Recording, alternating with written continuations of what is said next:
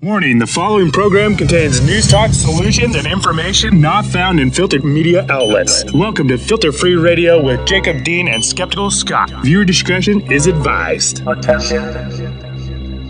You are now about to enter Filter Free Radio. So open your mind, push reset, and reboot your computer. You'll probably need earplugs, and if those aren't enough, hit yourself over the head with this.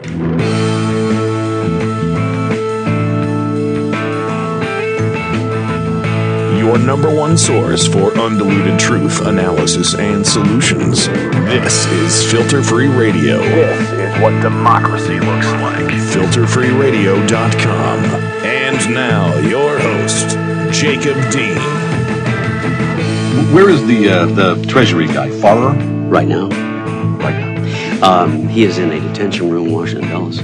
Why? He's trying to board a flight to Venezuela.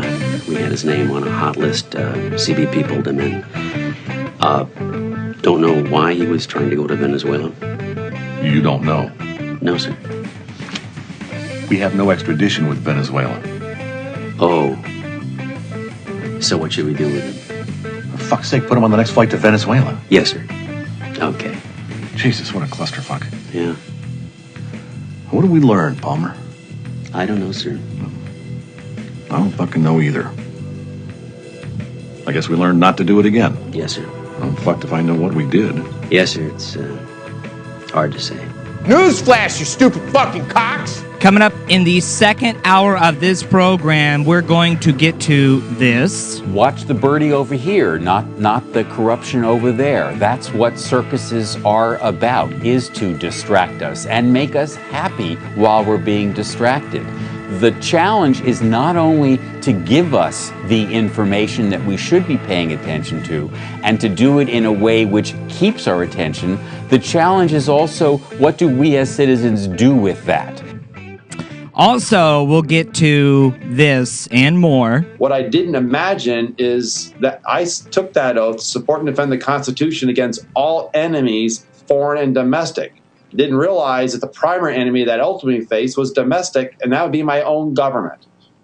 Welcome to the show, Filter Free Radio, broadcasting live for Monday. It is July 15, 2013, on our website, filterfreeradio.com, also the home of Nicole Sandler, radioornot.com, and for the very first time, as long as we're pushing all the buttons right and making the hamster wheels spinning correctly, we are live on the TuneIn app on Liberal Justice Radio, where you normally hear Filter Free Radio on Liberal Justice Radio from time to time.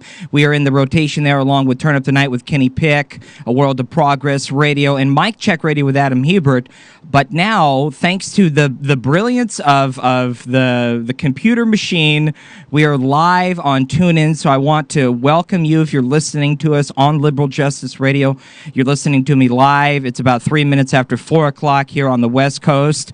Here in Portland, Oregon. And by my side, as always, is my super duper awesome mass producer, co-host, and kick-ass all-around good guy who's in our nation's capital in Washington, D.C., where it's about 3 minutes after 7 o'clock, Mr. Skeptical Scott. Hello. What's up, buddy? Hello. I was going to say, man, it's 7 p.m. here. What are you talking about? How you doing? How you doing? Good to have you with us, as always. Not too bad. I love that opening from Burn After Reading, man. It's a good one. Oh, and thank you for setting that up. I really enjoyed that. It was a great clip. Of course, it's not directly related to Edward Snowden, but hey, for fuck's sake, get on the next plane to Venezuela. Right, we got to get to. We'll get to, of course, the NSA news as well. I want to encourage your interaction with the program. I want to be more interactive with you, our listeners who are in the chat room live at Filter Free Radio right now and radioornot.com, who may be listening in on TuneIn. You can call the program, our open line, 503-746 TALK. That's 503-746-TALK. That's 8255. Hope to hear from you. I've got an interesting email letter message that we received on the Filter Free Radio Facebook. I've got to share that. We'll do a mailbag alert coming up a little bit later in the show. I got to start with a little bit of personal news, and I guess like a personal bone to pick. I got this letter in the mail at my home address just the other day, and you can't. I'm trying to hold it up to the camera. If you're watching us there on the video stream, I have my address and stuff marked out because I don't want to give away my home address. You know, I have a thing about trying to maintain my privacy.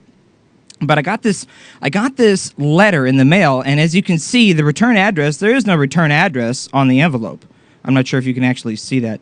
But the only thing on the envelope says Joe Biden. I was like, wow, did I actually get a letter from the Joe Biden? Like the vice president of the United States? Okay, I wasn't that naive.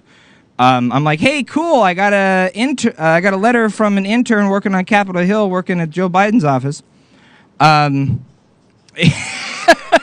Right? I'm like, oh, what is this about? Like, my curiosity was sparked because, to the best of my knowledge, I've never given out my home address, my personal home address, to really anyone, other than, of course, voter registration and that like. But I'm not someone who's kind of lenient with my personal information. I like my privacy. And I'm not signing up on every email list. I'm not giving everybody and quite frankly, I don't have the additional funding to like contribute, like the monetarily I would wish to contribute to different causes and different organizations. I'm not doing that. I don't have the money. I don't have the time at the moment. And I was just like, why? How did I get this letter? Where did this letter come from? And this is what the letter says. Let me read this to you. I want to go through this letter with you that I got from Joe Biden. Come to find out what's going on here. A while back, I signed up and participated in the scholarship program on Netroots Nation to attempt to attend this year's Netroots Nation conference, which was about a month ago in San Jose, California. And come to find out, unfortunately, unbeknownst to me, though, I guess I should have read that probably 50-page long thing that they make you scroll through and click I accept and no one ever reads. You know, I guess I should have read that. Somewhere in there probably says, by the way, we're going to give all of your information away to third-party organizations that you didn't necessarily allow us or give the okay to do. And this bothers me. So I get this letter from Joe Biden. Well, the return address is Joe Biden on the envelope. On the back of the address, it actually says the Democratic headquarters of the DSCC. And it gives its address, which is in Washington, D.C., and the zip code is 20002, which I know is right there on Capitol Hill. I used to work in that zip code. And here's what the letter reads. Dear fellow Democrat, wow. Okay, wait, time out. Let me just stop you right there. I'm actually not even a registered Democrat. So I guess the presumptiveness here is false to begin with. In the third word of the letter, dear fellow Democrat, I'm actually a registered independent. So number one, that's the first lie, right? And then it continues. If you've absolutely had it with Washington, believe me, I get it. Okay, let me stop you right there. You are Washington, right? So how could you get it? If I've had it with Washington, how could you possibly, from the perspective of the corporate establishment, even get it? So just the false paradigm here to begin with is like, I'm just angry I'm on the second line, right? First of all, you didn't even get the damn scholarship, okay? So fuck Netroots Nation, bunch of Democratic ass kissers. Second of all, I mean, they're spamming the shit out of you because they got your information. I mean, it's insanity. And the assumption is that if you want to go to Netroots Nation, you must have been a Democrat. I've been unsubscribing from email lists that I have never signed up for over the course of the last month as a result of this. And now finally, I get a letter in the mail to my home address, and that for me was just over the top. I'm like, no, you know what? This is bullshit. Dear fellow Democrat, if you've absolutely had it with Washington, believe me, I get it. What? No. And then it goes on. If I were you, I'd want to tune out too. I'm just as frustrated as you are. And I can understand if it makes you so mad that you want to give up on the political process. Well, clearly, you never listened to my program. Clearly, you don't even know what the fuck you're talking about or who the fuck you're talking to. I, for one, am not giving up on any political process. If anything, I am doing my best at my responsibilities in the political process, which is to find the most appropriate, alternative that I agree with to begin with, to pledge my support to, or to pledge my vote for. And right now, that is clearly outside the two-party system. And then, of course, the next line, it's in bold type. I'll show you. You know, what I need to do is I actually need to scan this and upload it to our website, which I forgot to do. But it says, but that's exactly what the Republicans want. They want Democrats like you to tune out so they can take over and start slashing Social Security and Medicare. Okay, hang on. For the second time, I'm not a Democrat. I'm a registered independent, but that's beside the point. They want you to tune out, and I'm not tuning out. I'm supporting alternative, independent, actual solution-based ideas, parties, third parties, the Green Party, the Progressive Party, and the like. Because, the Republicans are going to start slashing Medicare and Social Security. That's bullshit. The establishment Democrats just allow it to happen. It is the death of the liberal class. The liberal class. Read some Chris Hedges for once. The activities of the dead liberal class. I just love the false paradigms he's espousing. Starting with the fact that it's if you don't vote for us, the Republicans are worse. Come on, man. We fucking learned this shit already. We know you're just as bad, okay? So nice try. Right. It's more corporate BS. And, it goes on. This isn't a big secret. It's their public platform. The big secret is that you're pretending that there's a difference between the Democrats and the Republicans. Or that it matters. Or that either one of these fuckers matter. I mean, right. The whole point is that nothing changes without movements. Right, and this whole what your and I's interests are the same thing. Well, that's not the case at all. It goes on to say there's more at stake than just preventing the Republicans and their bad policy. The midterm elections will determine what we can accomplish during President Obama's second term. Ha! Really? Like, you haven't had... Wow, 6 years on, and you're like, this is so important for the last 2 years. Come on. Give me a freaking break. Why don't you close Guantanamo to begin with, okay? About some jobs. It's bullshit. And then it goes on to say, so much of what you and I care about hangs in the balance. Okay, clearly you and I do not share the same best interests. You and I, and Joe Biden. Really, Joe? Really? It's pathetic. And it goes on, we can't win these battles without you. Yeah, exactly. Fuck you for selling out the real left, the real progressives, the real intellectuals, the real investigative journalists, the real people who are holding you and the establishment, your feet to the fire. The people to independently challenge what we need to be challenged, right and wrong, the morality keepers of humanity, right? I mean, I don't know. And it goes on. So here's the whole point of the letter. I am asking you to stand with the president and support the Democratic Senatorial Campaign Committee, also known as the DSCC, which is the only organization solely dedicated to electing and re-electing Democrats to the Senate. And it's a part of why we've been in the majority in the Senate since 2006. And it's the organization that is best suited to hold and grow our majority in 2014. Okay, first of all, why would I want to keep repeating the process that is broken? Why do I mean, you want to talk about electing senators? I mean, about the best that we can do is the Bernie Sanderses of the world. And Bernie's not perfect. Bernie's far from perfect. And he's not even a fucking Democrat. He's an independent, like me. Okay, like us.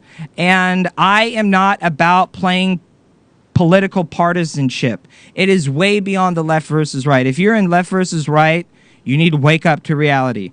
I want to talk about real sustainable, renewable, clean solutions to our real systemic issues.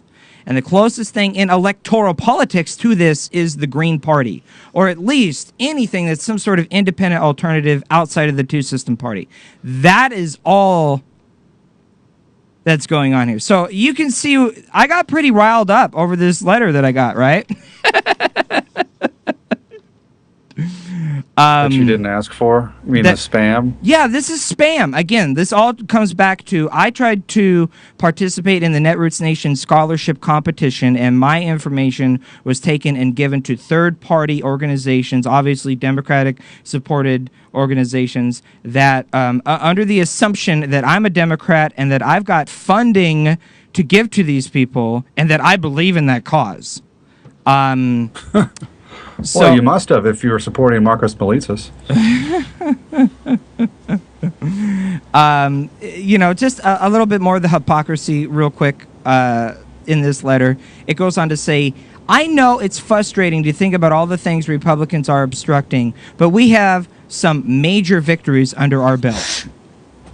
Really? Major victories? Okay, first of all, if I actually have to break down that paradigm for 2 seconds, I understand that the obvious obedience by the corporate establishment parties, the Democrats and Republicans, to their money masters to begin with, it's like kind of Citizens United. Start there. There's a little bit more transparency there, at least on the Republican side. They're more blatantly, obviously beholden to the money and the money masters. That's more, if anything, I would argue that they are the more transparent party, the Republicans, because unless you watch Fox News, right? And for me, that's not really frustrating. If anything, it's like a no shit, right? It's corporate and corporate light. It's not even really an analogy. It's like overtly corporate and subvertly corporate. Right. How's that? And Scott, it's like you say all the time. What's frustrating for me is the death of the liberal class and the joke that the Democratic Party is the left. And it's the corporate takeover of the Democratic Party. You cannot vote against the interests of corporate America unless you vote Green Party at the moment. And even that doesn't and even do that, much for you. I mean, what Jill Stein get? 100,000 votes? Big whoop. 500,000, but who's counting? Right. Yeah, right. I mean, the point is that the whole political process is corrupt. Their entire government is corrupt. I mean, the more I research, the more I learn, the more I talk about these things, the more I sound like a freaking libertarian. And it's not that I agree with those people and their points of view and then their solutions or whatever, drown government in the bathtub or whatever. It's the fact that they're right about one thing, and that is that our government has been corrupted. And I didn't used to want to believe that because they started saying that shit around the time Obama was elected. I'm like, oh, what, a black guy's president? Now you think the government's corrupted? Where were you for the 10 years of Bush, right. 8 years of Bush, whatever? And so that's their motives may be wrong, but their assessment is correct. Our government's completely beholden to corporate America, and that evidence is everywhere. And if you don't believe me, look at Trayvon Martin. Right, we'll talk about that in just a second. I think it's just another distraction to keep us distracted from more important issues. It is. It's also a symptom. I mean, let's face it. It's a tragedy. It's a tragedy. Of course, it's a tragedy. It's tragedy, and it's a symptom. And so we need to focus on a larger issue, and that is one of hopefully that galvanizes a movement. I mean, you never know. Right. Brazil, they got PO'd enough to get in the streets over bus fare, and you never know what'll galvanize people to get in the streets. Right. One dude sets himself on fire, commits suicide in a public venue to make a statement. Boom! The whole world's on a revolution. So it's interesting. You never know. Yeah. Courage is contagious. That's why they got to shut down anyone who's dare to blow the whistle. Michael Hastings. But real quick, back to this spam letter that I got in the mail to pick my pocket to seek some funding from me for the Democratic Senatorial Campaign Committee from Joe Biden. It goes on to say, we have some major victories under our belt, from expanding health care to doubling Pell Grant funding, to putting in place the biggest reforms of Wall Street in 80 years, to allowing openly gay and lesbian members of our military to serve the country they love. Okay, let me break that down real quick. Expanding healthcare. There's no single-payer universal healthcare like all other developed countries in the world. You doubled Pell Grant funding? That's terrific. You did nothing to stop the doubling of the loan interest rates on student loans. Most of which are private banks. 2 weeks ago. Did nothing. We put in the biggest reforms on Wall Street. Not 1% person on Wall Street has gone to jail yet. Not one that I know of. Do you know of one, Scott? Did I miss Elliot one? Spitzer, because he was gonna prosecute those people. I think there was like one, but then it turned out to be sorry, like for Bernie something Madoff. totally bogus. Bernie Madoff stole from the very wealthy, so they got him. Right. He's the him and one other guy, I think, the Pakistani guy. But So, you get whatever. the point. It's the scapegoating. Right. But yeah, I'll give you marriage equality to the extent that it's marriage equality, and I'll give you, hey, 2 states can smoke weed. Okay, you do have some major victories under your belt, but we won those victories because people like you stick with us. Okay, first of all, that's another lie in this bullshit filth rag of presumptuous lying from Joe Biden, a.k.a. a 20-something intern working for free on Capitol Hill. I've never voted for Obama, not once. The first time I ever got to vote for president of the United States was in 2008 when I was 18 years old. I turned 18 in April, voted that year in 2008 for the first time, and you know who I voted for president? I voted for myself for president in 2008, and in 2012, I voted Green Party. I voted for Jill Stein. So I've never once voted for Obama, not once. So I've never stuck with you, technically. I did, unfortunately. No, it's all good. I mean, dude, Hope and Change 2008, I mean, it was like, at that point, the reason why I voted for myself, by the way, I should mention, is like I wasn't politically active or aware at all, anything. Like I was into music, chicks, finishing college, trying to find a job, didn't know anything. And I just happened to get a gig working for some dude named Tom Hartman. I didn't even know anything about politics. And that was the truth. So I voted for myself in 2008 for president because I didn't know who the guys were. I definitely wasn't going to vote for John McCain. I really didn't know who Obama was, and I didn't feel comfortable being an uninformed voter, making an uninformed vote, so I voted for myself. Which I guess was the best thing I could have done, being uninformed at the time. I don't know. But anyways. Well, you just proved the point that voting doesn't change anything, that's all. Right. And so, rather than go through the rest of this letter, what I'm going to do for our benefit and for hopefully your amusement and your enjoyment is I'm actually going to scan this on the scanner printer, and I'll upload the pictures of the letter to our website so you can check that out, or at least get it up to the Facebook page. And also, of course, included in the envelope, by the way, not to be ignored, is the donation envelope where you check off how much money you would like to give to us. The lowest amount that you're able to give, unless you check other and write in whatever amount you want, the lowest amount that they give, they allow you to check off, is $27.50.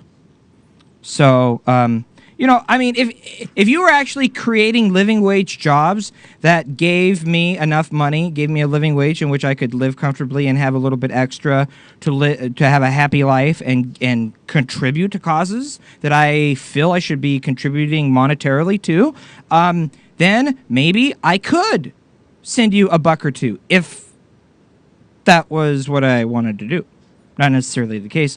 The best part about this, by the way, is they include a history of the DSCC success, by the way, which bullet pointed is, in 2006 we took back the Senate after 4 years of GOP control. Wow, that's a huge accomplishment. And then in 2008 we won 8 more races and helped President Obama move America forward. In 2010, we were the firewall that preserved a Democratic Senate even with a GOP House takeover. And in 2012, we defeated the Karl Rove Koch machine and its $700 million war chest.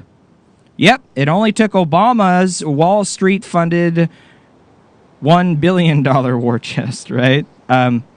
Here's the best part about this, by the way. And this is what I want your opinion on. Here's what I would love your opinion on.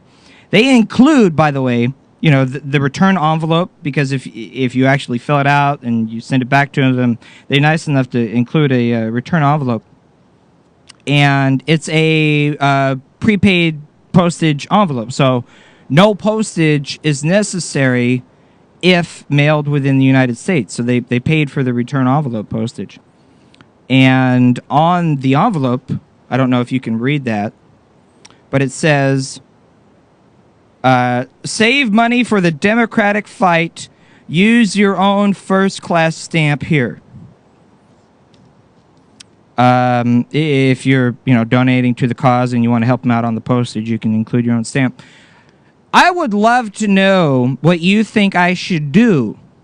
Should I include my response to the letter, which I scribbled all over the letter, and then maybe put in something that's really cheap and weighs heavy and not put a stamp on it and send it back to them so they have to pay for the return postage and then not donate to them to kind of send a point? Or not? What would you do? I'm curious. How do you feel?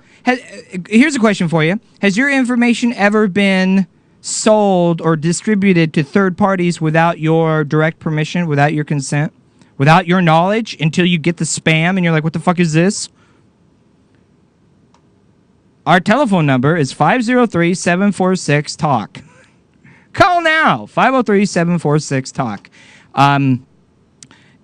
It's so cool to be live on Liberal Justice Radio for the very first time. So Liberal Justice Radio, you're hearing my voice.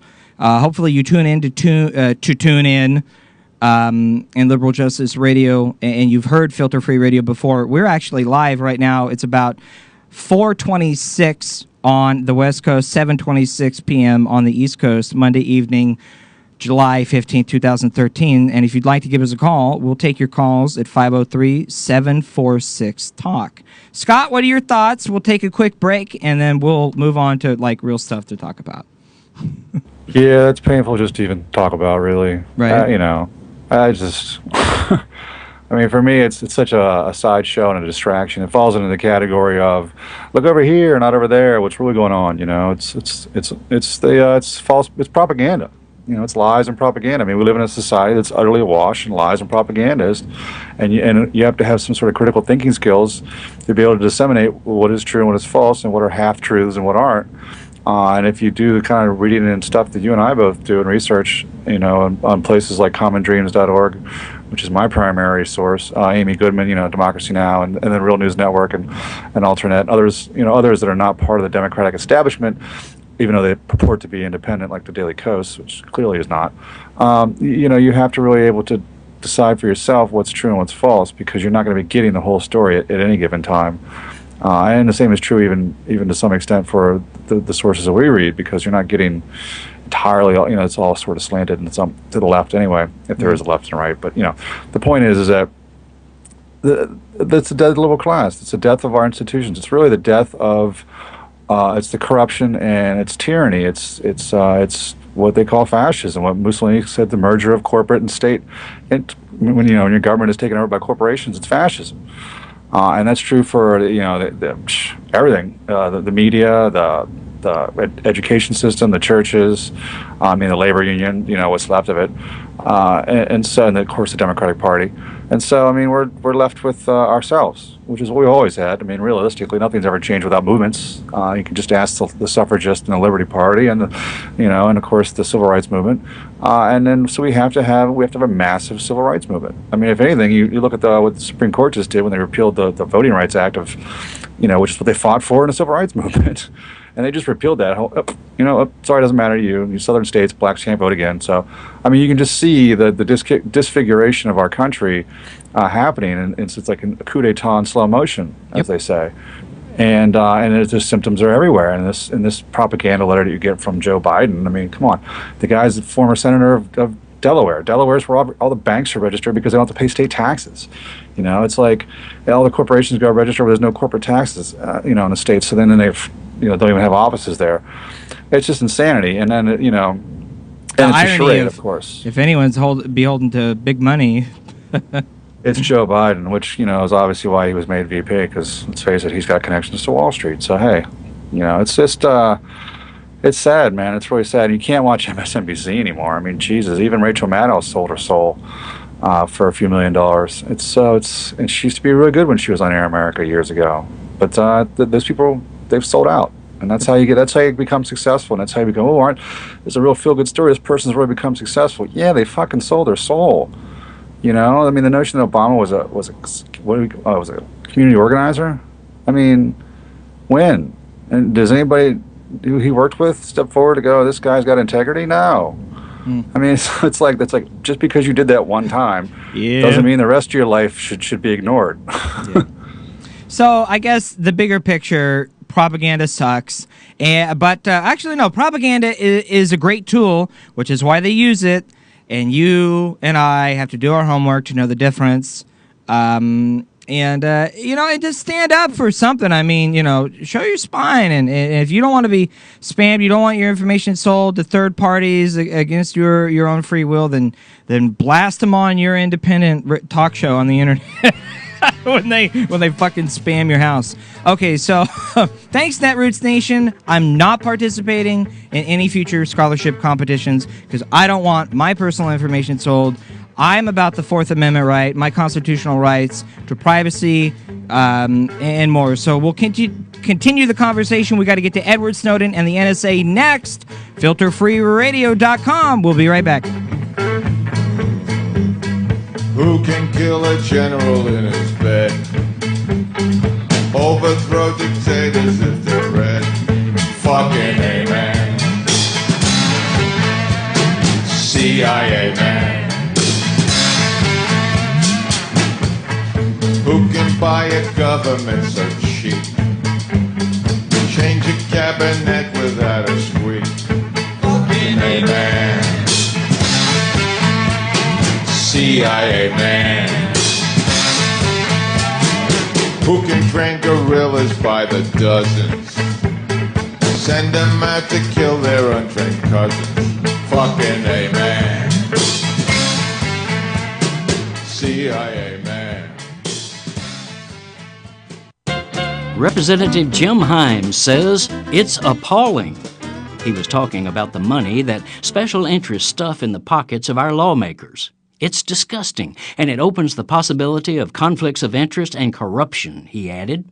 So, naturally, he promptly joined the disgusting system that has turned our Capitol into a wide-open bazaar for buying and selling legislative favors. It's unfortunately the world we live in, the Connecticut Democrat shrugged. Even though Himes is only in his third term, he's become an aggressive trader in this bazaar, heading up fundraising for his fellow Democrats in the U.S. House. Why him? One, as a member of the committee that oversees Wall Street, he can attract campaign cash like honey attracts flies, especially when big banks are lobbying furiously to get exemptions from legislation that restricts some of their destructive profiteering. Two, Himes has proven to be a trusted ally of the wheeler-dealer bankers, supporting their dereg bills. And three, he's one of them, having been made a millionaire as a Goldman Sachs banker. Republicans are totally in Wall Street's pocket, but Democrats are sinking into it too. With the admirable exception of Representative Maxine Waters and a handful of other Dems who stood with consumers, most Democrats on the committee joined every Republican member in May to do the bank lobby's bidding. 6 days later, Himes' fundraising operation arranged for the 7 freshman Democrats on the committee, each of whom had stood with the bankers, to trek up to the heights of Wall Street for a personal bonding session with the CEOs of Goldman Sachs and J.P. Morgan Chase. Thus are forged the ties that bind. This is Jim Hightower saying, hey, Democrats, don't just deplore this corrupt system, stand with us to overthrow it. To learn how, go to www.publiccampaign.org. What do the corporate powers from Wall Street to Walmart have in common? They hate the Hightower Lowdown. You can see why at www.hightowerlowdown.org. You're listening to and watching Filter Free Radio. Filter Free Radio. Filter Free Radio with Jacob Dean and Skeptical Scott. Jacob Dean. With Jacob Dean and Skeptical Scott. Spread the responsibility. We're all in this together, right? You and me and Joe and Mary and whoever, we're all in this together. So spread the responsibility around. Students, get active and strike on education issues.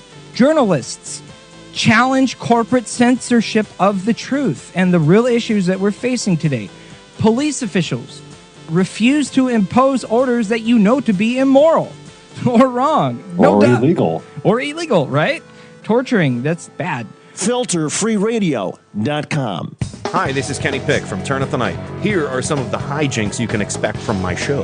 We just got done listening to several clips about the Romney fundraisers over the weekend, and I invented the murder finger. It's an offspring of the murder fist. It just happens to be the murder fist with the middle finger extended. Well, I'm ahead of you because I've had a hate finger for many years.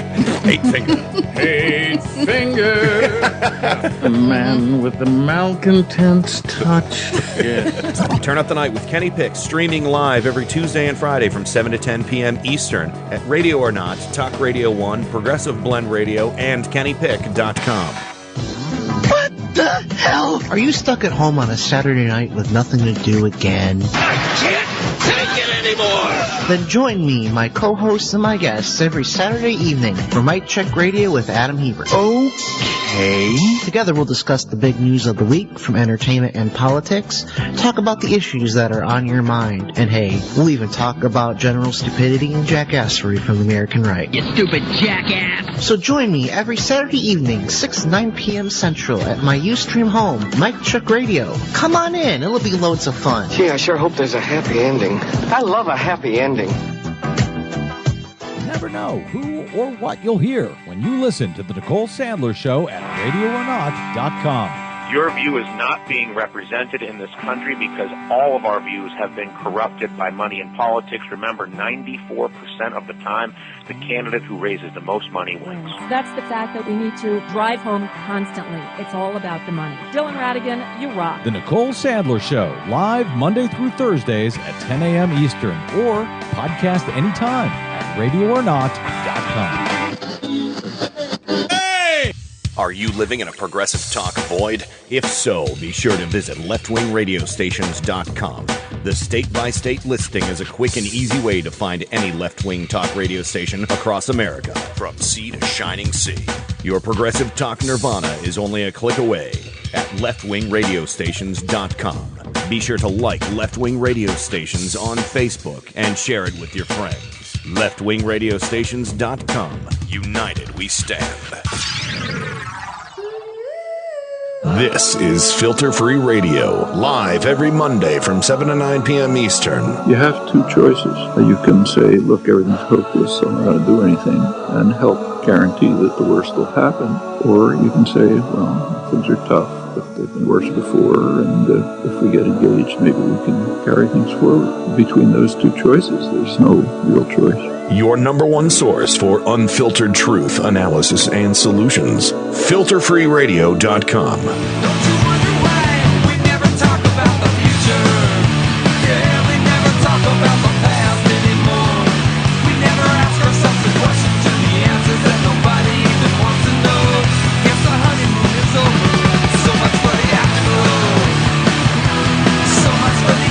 I want to give a shout out to everyone in the chat room. Gypsy Cat, Skeptical Scott, Snork Y2K, Vic, a few other people in the chat room chatting live right now for free over at filterfreeradio.com, also radioornot.com. And we're broadcasting live for the first time on TuneIn, Liberal Justice Radio. It's so good to be with you. We're normally with you on the replay rotation of Liberal Justice Radio, but for the first time, we're here with you live, and we encourage your interaction, your participation with the program. That's what democracy is all about, participating. I want to hear from you. What do you think? 503-746-TALK. That's 503-746-TALK. Speaking of hearing from our listeners, you've got mail. Stick it in the mailbox. Why don't you stick it in the mailbox and I'll give it to you when I can. Oh, is that the mail? Is there anything in there for me? What's this? A letter for me. Hello, you've reached Jacob. Sorry he can't get to his phone right now. Please leave a message and he will get back to you. Thanks, and have a great day. And of course, you can reach us 24/7 on the comment line at 503-746-TALK. You can email myself, Jacob at filterfreeradio.com. You can email Skeptical Scott, skeptical at filterfreeradio.com. You can also message us on Facebook, which is facebook.com/filterfreeradio, which is where this comment comes to us from listener Gus of Filter Free Radio. He posted this comment. I wanted to share this with you a little bit. It's actually a lengthy comment, Gus, but I'll boil it down to kind of the gist of it here, and it's about messaging when we are referring to our elected representatives, our senators, the people whom we vote for and we elect to represent us. Gus writes this: the ability possessed by all individuals who pay taxes need to come to the realization that without the tax base they provide, no government can exist. Ultimately, the taxpayers are the governing body, and the government officials are merely employees paid by their tax dollars and ultimately servants of the people to perform the process of the United Commonwealth. Government officials have lost sight of the notion that they are the taxpayers' employees, so we need to be referring to these people as servants of the people. So to empower the spirit of you and I, to empower the spirit of we the people with the notion that trust in the people will ultimately translate in trust in the governing body. This is the principal goal of the project that Gus is behind, to keep the hierarchy visible as a reminder to all readers and viewers to whom the government belongs to, and that is you and I, we the people. Always, we will always have the unity of our human in. We will have the unity of our human in commonality to forge the future we all desire. I think that's a typo, but. The way ultimately he gets to this, Gus gets to this point. The way we write about an event is something that will change perspective and define the reality of the power possessed by the taxpayers. And that is a change that we will have within our grip, and by using it, so we can at least be truthful of our reporting. So we hope that you and all others will focus on this notion that directing our united future hopes to evolve into better humans for the sake of all of our children's future. Awareness in how people choose to refer to this institution is the immediate step. Critical mass is the next step, and that is something that only with a message of quality and feasibility will determine. And you can find out more about this at facebook.com/deficit reduction project. Thanks, Gus, for sending that to us. And I guess from now on, Scott, whenever we refer to representatives, senators, the corporate establishment, we have to refer to them as servants of the people. Well, not the corporations per se, because they clearly aren't, and they should be, but they're not. But yeah, that's a good point, and that's a point well made. I mean, I think it's one of the things I noticed about when I watch Amy Goodman's Democracy Now, or I should just say Democracy Now. When they talk about abortion, they say pro-choice and anti-choice. They don't say pro-choice and pro-life, or pro-life and pro-death, or whatever. Yeah. It's pro-choice and anti-choice, and and they always refer to the anti-choice party, which is great messaging, because you put in those terms, you're like, interesting. Okay, so there's those who don't want to give women a choice, and there's those who do, and then anything beyond that is a different discussion. So it's good. It's good framing the argument. It's also good to label things what they are and be as descriptive as possible without just saying this is a senator. This is. I mean, I prefer to refer to our elected officials as corporate whores. It's and then some sort of derogatory term. But then again, that's also pejorative, and you lose sight of the fact that they are in fact our taxpayer dollars at work. Right. Unfortunately, even if it's against our own will, it's we're giving them the money. Right. Same with Exxon, same with all these other corporations that exist because we give them our money in one form or another, where it's tax breaks or directly buying from them or giving donations or just paying their salary, as it is for this our congressmen and elected officials. So yeah, the servants of the people. They are the servants of the people. You're right, and it speaks to. Do you have that clip ready? It's clip 12 of Chris Hedges' Empire of Illusion.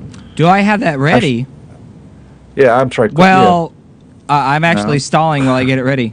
Yeah, it's clip 12. It's the same thing. It's about messaging. It's about propaganda. It's Empire of Illusion. Clip 12. It's the first Q&A question. It's about shutting out the poison. Here you go. And again, Here you go, bud. It's even if you don't agree with the war on terror, as soon as you use the phrase the war on terror, you're limited in terms of your possibilities of self-expression, of creating another narrative. And that's why I don't own a television. And I work as hard as I can to distance myself from the cant of popular culture so that I can speak in my own language, not the one they give me. Bingo. And that requires reading. Yep. I mean, what is most frightening about American society? Go ahead. I can pause, Chris. No, that's it. You can let them finish. There's not much left. Here. Society is that we are shifting from a print-based culture to an image-based culture. And we are confusing how we are made to feel with knowledge, confusing propaganda with ideology. Bingo. And totalitarian societies are image-based societies, built around image and spectacle. Consciously shutting out the poison is a really important first step. Yeah. That's one of the most profound things I've heard him say. Yeah, that's absolutely brilliant. And that is exactly why I haven't and I won't spend more than 1 minute talking about George Zimmerman. It is a media distraction to keep us from focusing on more important issues. It is the bread and circus. And that's actually a perfect segue to the Bill Moyers and Company conversation with Marty Kaplan. That was a couple days ago on Moyers and Company. Do you want to set that up real quick, Scott, man? Because if it wasn't for our super duper awesome mass producer, co-host, Skeptical Scott, who sent this to me, I wouldn't have caught this. So, well, yeah, I mean, Marty Kaplan, I don't know much about him other than the fact that every now and then I love watching Bill Moyers, and here's a guy he's a media critic and a scholar. And he just sort of lays it out. What we talk about, he's far more eloquent than you and I could be. No offense. And no, none taken. Yeah, because he's done the research and the work on these things, and it's basically saying, how are people so supine and just willfully ignorant and passive as we undergo the largest transfer of wealth in history upwards, as we undergo this slow corporate coup d'etat in slow motion, as we don't have habeas corpus. I mean, the list is long of things we've lost in the last 12, 15 years, starting with, obviously Glass-Steagall and things, breaking, I mean, it's like you look at things around you and you realize that a rational response to our crisis is not even being discussed, much less implemented.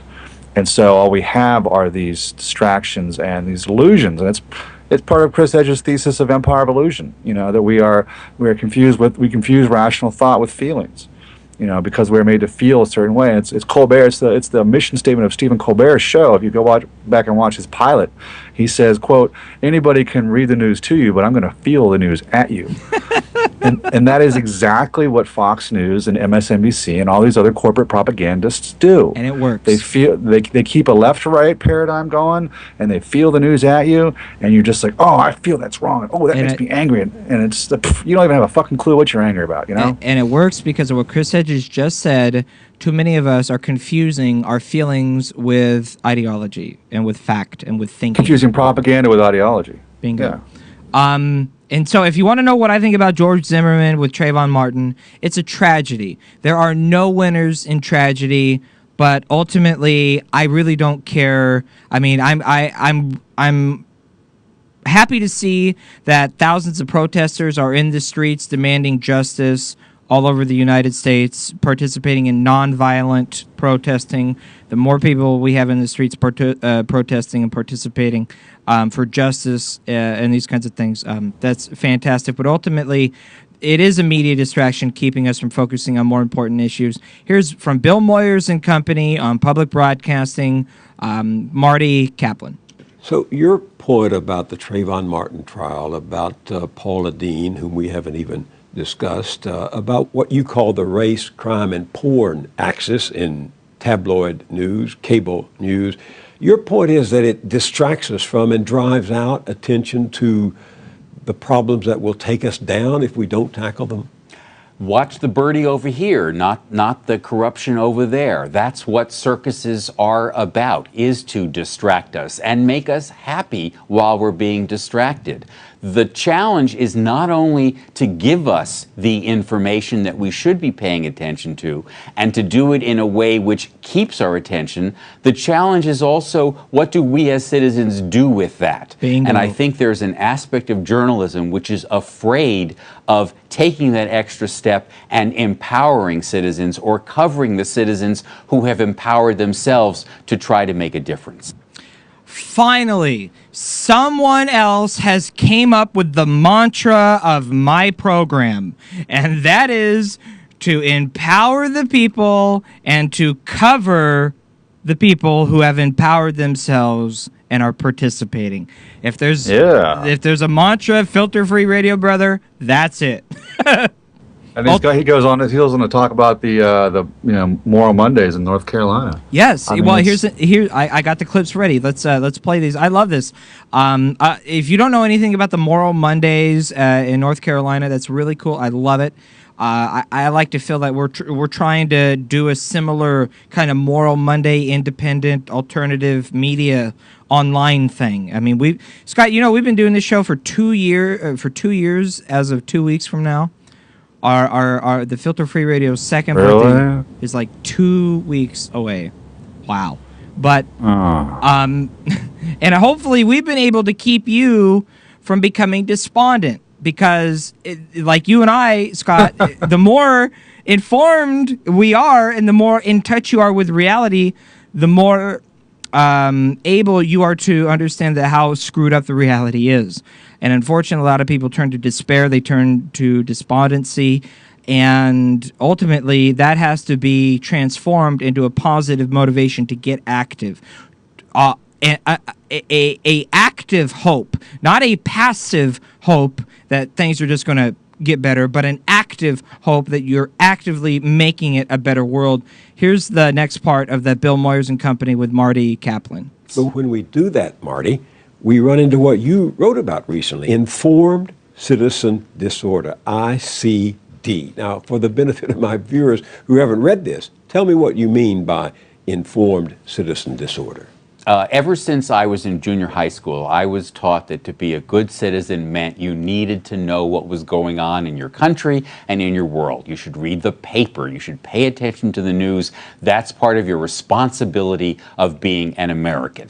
And the problem, especially in recent years, is the more informed I am, the more despondent I am. Because day after day, there is news which drives me crazy, and I want to see the public rise up in outrage and say, no, you can't do that, banks. You can't do that, corporations. You can't do that, polluters. Yeah. You have to stop and pay attention to the laws, or we're going to change the laws. That every time that doesn't happen, and I keep learning each day the same thing, something bad happened and nothing was done about it. That's the news. The Bingo. more that that's the case, the sadder one is when you consume all that news. So all the incentives are perverse. The way to be happy, to avoid this despondency, is to be oblivious to it all. There you That's go. because there's nothing. That was so. And this is actually, believe it or not, the thesis of Chris Edge's new article today, called "Locking Out the Voices of Dissent." The title is called "Locking Out the Voices of Dissent," and it talks about the Occupy movement. And what Marty Kaplan was just referring to was there is no option at this point. There's no alternative but to numb yourself to the corruption that is going on every day. Because if you watch the news, if you read, like you and I do, you become pretty disheartened about and cynical about how bad things really are. Yeah. And you'd be naive if you weren't. And that's the alternative, is to be naive and blissfully ignorant, or to be so immersed as we are and despondent because there is no outlet. I mean, this is our outlet. This is the outlet.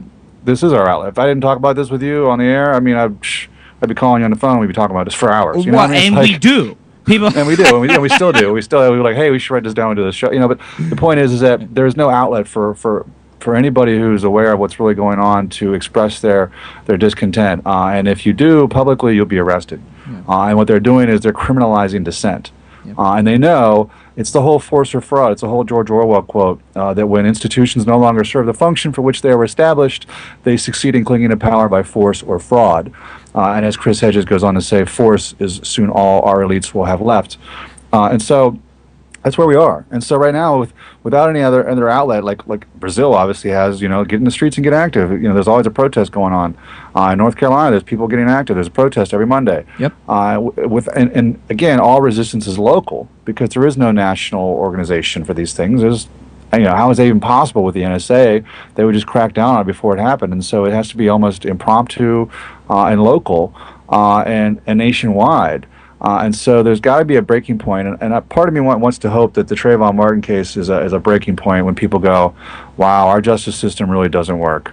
No shit, and then like it's obviously a fraud, and so and people are in the streets as a result. But the problem is that's just one example, and there's many examples, and there has to be something greater than that that gets people out there and say, you know what, it's more than just the justice system. It's our entire governmental structure. It's our entire infrastructure. It's corporate America. It's raising gas prices arbitrarily because they can. People pay what they have. There's just so much control on Americans on a day-to-day basis, and I'm not even talking about the surveillance state. I mean, we could all stop right now and say, hi, NSA. This is all being recorded. Yeah, we forgot to welcome the NSA to the program. Real quick, welcome NSA. Hi, thanks for listening. Yeah, if you read the article about Skype, I mean, Skype gave direct access to every Skype phone call that's being made, if you will, directly to the NSA. So it's all being recorded by and that was before Microsoft bought Skype. And of course, Microsoft went on to give the secure encryption key to Outlooks, which means any email you use is and on the list is long, right? So, and the reason they do all these things, and the reason this overreach of surveillance and security and this just recidivism, this taking away of our rights, taking away the voting rights for minorities in the South. I mean, it's reinforcing states' rights. This anti-abortion thing. I mean, you look at what's going on. It's all about division and violence. It's and it's of course you scapegoat minorities. Right. And we need there's gays, there's blacks, there's women, you fill in the blank, right? There's the illegal immigration, so every single minority is being scapegoated right now as a sideshow to distract us from the fact that we don't have the rights we once had. We don't have Fourth Amendment anymore. We don't have free speech rights. We don't have a Fifth Amendment anymore because that's what they took away with, but the Fourth Amendment. And I'm not a constitutionalist. It's just basic fundamental objectivity of what's going on in our society. And all of this is because we're down to the force part of the fraud. It's been so long that the fraud's been going on. I mean, at least 13 years, right? Probably 30 years, or longer, if you will. And so here we are. Right. Rather than have people wake up, they're gonna try and keep us suppressed. I don't know if there's something wrong with me because I remain optimistic. I remain glass half full. It's not even half full. It's like all the way full. Well, it's of course not half full, but I remain optimistic, even given my observation of reality, my in touch with everything that's going on, the news cycle, the current events of the day, just being an informed, engaged citizen. Maybe I believe in humanity. My belief and my morality in humanity trumps, the constant, nonstop, bad news, injustice, violence, war, you name it, this and that. It's but I want to know. I'm curious. Are you optimistic or pessimistic? Where do you fall? And this is the last clip I have here. We'll play this, and then we'll take a quick break at the top of the hour. Bill Moyers and Company on public television with Marty Kaplan. And that question, how do you remain optimistic and why we should remain optimistic? I'll tell you right now, if I wasn't optimistic, I wouldn't even be doing the show. I wouldn't care, right? I'd be participating in trying to zoning make as much out. money as possible. Yeah. Here's the last bit of that convo I want to share with you. So given all that we've talked about and all you're writing about, where do you come out? Are you an optimist or a pessimist about what's happening to us? I have children. I have to be an optimist. The globe has children. We have to be optimists. There's no choice. What is the alternative? If you are a pessimist, well, the most you can do, I suppose, is medicate yourself with the latest blockbuster and some sugar, salt, and fat that's being marketed to you. The only responsible thing that you can do is say that individuals can make a difference, and I will try, we will try to make that. And don't they have to do it collectively? I mean, right now in North Carolina, there's a growing demonstration against the coup by the right wing that's been taking place. Don't we have to do that collectively, as they did in Brazil? Well, yes, we do, but Moral Mondays in North Carolina is a great example. What happened in Wisconsin was a great example. When people see one another, they join one another. If the TV is covering these demonstrations, it draws other people into it. The internet has been, in principle, a way in which people can gauge the growth of a community of discontent. It is not as important so far as actually physically getting off your duff and going into the street. And Bingo. I'm under no illusion that I can ignite some national wave of protest. But as more and more cities become more and more unhappy with what their corrupt government is doing, maybe a critical mass builds. Maybe a critical mass builds. But, maybe. Nothing's for sure. It's the top of the hour. We got to take a quick break. Filter-free radio broadcasting live.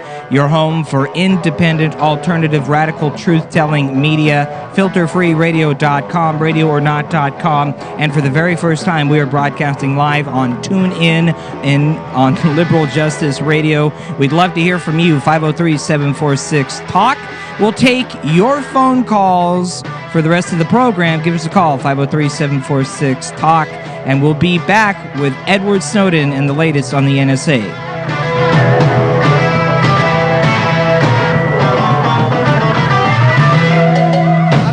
About the shape I'm in, I can't sing, I ain't pretty, and my legs are thin this time. But don't ask me what I think of you, I might not give the answer that you want me to. Hi, I'm Jacob Dean, host of Filter Free Radio, your home for unfiltered truth, news, and real conversation about the real issues that matter most. Visit FilterFreeRadio.com for our complete video archive of every episode, the all-new highlights page with special guest interviews, the audio archive, Skeptical Scott's blog, where intellectuals indulge and thinkers thrive, and my blog, which is now syndicated on USAProgressive.com and ForFreedomsBlog.com. Subscribe to Filter Free Radio for free so you automatically never miss a show. Go to youtube.com and type in FFRWJD, as in Filter Free Radio with Jacob Dean. Don't forget to like us on Facebook for our most current updates and links to the related information we talk about. Follow us on Twitter to help share the unfiltered truth we all need to know. Filter Free Radio is proudly non-profit and 100% volunteer operated. Filter Free Radio will only grow if you help spread the word. Thank you for all your continued help and support. Grassroots activism from the bottom up. That's what Filter Free Radio is all about. We got no plans at all. Evil man's always transcending. Fighter like sheep, swallow everything. Always simpletons or pretending. This is your moment of clarity from LeeCamp.net. This is not a small matter that we're facing right now. We're in the middle of evil versus good, dark versus light, prophet versus people. And the good outnumber the evil by 100 to 1. The problem is that 80% of the good team is lost in an erratic, disastrous, diabetic coma, pathetic stupor, drunk on soma. It's a brave new world in which we're anesthetized by shiny objects, zombified by televised social rejects. And just like goldfish, if you give us a little food and a little plastic treasure chest or a little chest of plastic treasures, we'll never even notice that our world is limited to a tiny bowl. A small 2-foot enclosure houses all our thoughts and all our souls. So maybe we need a paradigm-shattering moment to realize we're witnessing the liquidation of everything we've built over the past 200 years. This form of unfettered, unregulated, ravenous, capitalist, domination of the mental sphere, the natural here and now, is an extraction, a digestion, a defecation on anything and everything that matters to the vast majority of us. A few thousand people are buying up our future. And the question now is only whether we can put our differences aside long enough to tell them to go fuck themselves with a rusty dildo, snuff themselves with some poison Merlot. It's kind of amazing when you think about it. The people fighting to save the dolphins, and the ones fighting to save our Bill of Rights, and the ones fighting to stop the frack holes or stop the police brutality assholes are, at the heart of it, battling against the same thousand rich as hell, dick as can be, profit whores. Sometimes we don't realize it, but we have the same enemy. Every time people start to stand up, we're split up into smaller groups when in fact we should be united. Many people are afraid to break out of the fishbowl. You could end up flopping around on the floor thinking maybe the bowl wasn't so bad after all. But that's the risk of reaching for freedom. That's been your moment of clarity from LeeCamp.net. The music I'm going to play now is Rebellion Politic by Junkyard Empire. I'll have a link to their stuff in the description. Also, you'll notice there are no advertisements on these videos. I prefer to have Moment of Clarity survive by your generosity. Become a member at LeeCamp.net for as little as $5 a month. And keep fighting. Rebellion politic, the opposite of what you know is politics, where corporate capital makes the government break their promise. It's a new day where people create the policy, the economy trickles up to eradicate the poverty. Hi, this is Kenny Pick from Turn Up the Night. Here are some of the hijinks you can expect from my show. Also, news just recently came out about a 15-year-old girl, I think, over in the UK. Yeah. Who's only eating McNuggets, and this 15-year-old get real sick. Yeah, her tongue swelled up and she collapsed. What's the technical medical term for eating nothing but chicken nuggets? I think that would be suicide. Turn Up the Night with Kenny Pick, streaming live every Tuesday and Friday from 7 to 10 p.m. Eastern at Radio or Not, Talk Radio 1, Progressive Blend Radio, and KennyPick.com. Hi, friends. This is Tom Hartman. This is Stephanie Miller. Hey, this is Hal Sparks. I'm Brad Friedman. I approve of Nicole Sandler's RadioOrNot.com. Radio or Not. Radio or Not. RadioOrNot.com. RadioOrNot.com. RadioOrNot.com. RadioOrNot.com.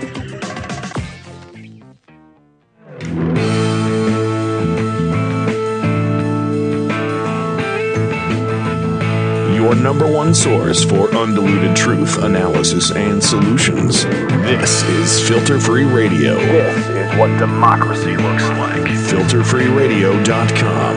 And now, your host, Jacob Dean. Where is the Treasury guy? Farrer? Right now. He is in a detention room in Washington Dulles. Why? He's trying to board a flight to Venezuela.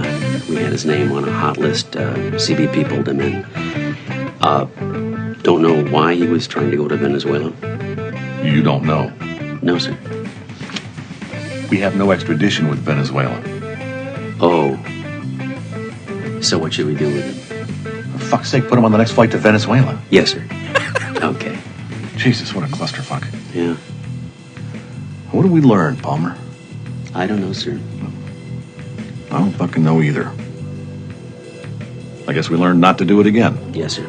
I'm fucked if I know what we did. Yes, sir. It's hard to say. Double fucking newsflash. Oh, burn after reading. How appropriate are you? Welcome back to the second hour of Filter Free Radio, broadcasting live. Our official website, filterfreeradio.com. We're also live on the home of Nicole Sandler, RadioOrNot.com.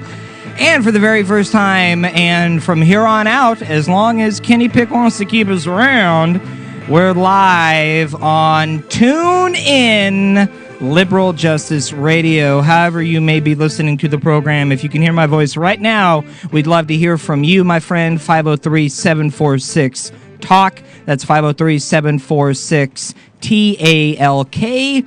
Would love to hear from you. If you're watching the video broadcast, it's scrolling across the top of the screen. And right now, scrolling across the top of the screen, which I haven't mentioned yet, is the coming up after, immediately following the end of this program, the super duper awesome, tonight only, Filter Free Radio's premiere of the Safeway 2013 Waterfront Blues Fest here in Portland, Oregon. Eric Burden and the Animals, Mavis Staples, Taj Mahal, Robert Plant, and more. You do not want to go anywhere because this is not going to be posted on YouTube. It's not going to be posted on our website. It's not going to be anywhere except here tonight, live streamed immediately following the program. So you're welcome. And it's kind of in the category of, to combat the despondency, you got to have fun once in a while. You got to laugh it off. You got to make a joke. You got to, enjoy life a little bit, but also participate and get involved and get active and be the change and make the difference. The intro there, which again, thanks to super duper awesome mass producer, co-host, kick-ass all around good guy, Skeptical Scott, for pointing out that, hey, do you remember the end of Burn After Reading? Because there's a great clip in there that could be talking about Edward Snowden trying to get on a plane to Venezuela. Of course, yeah, we got no extradition with Venezuela. That's a great clip, man. That and the one from the NSA clip from Good Will Hunting. Yes. Where he says, why should I work for the NSA? And let me tell you why I shouldn't. It's fucking so appropriate, man. In the news, of course, we've been talking about this ever since it's been happening. We've been talking about similar cases over the course of the last 2 years since our existence, talking about the real news that you need to know, and that is that, and most recently, the news is today the National Security Agency, the NSA whistleblower Edward Snowden is seeking temporary asylum in Russia, where he's still holed up in the Moscow airport area, so he can eventually make his way to a permanent refuge in Latin America. And he made this announcement with representatives of human rights groups over the weekend. And Edward Snowden said, quote, "I did not seek to enrich myself. I did not seek to sell U.S. secrets. I did not partner with any foreign government to guarantee my safety.